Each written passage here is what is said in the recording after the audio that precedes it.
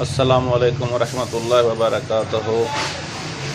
मैं डिस्ट्रिक्ट रहीम खान शहर फिरोज़ से बात कर रहा हूँ। सज्जाद हुसैन मेरा बेटा हैदराबाद को मिर्गी के दौरे पड़ते थे, जिसकी उम्र तकरीबन 18 साल है।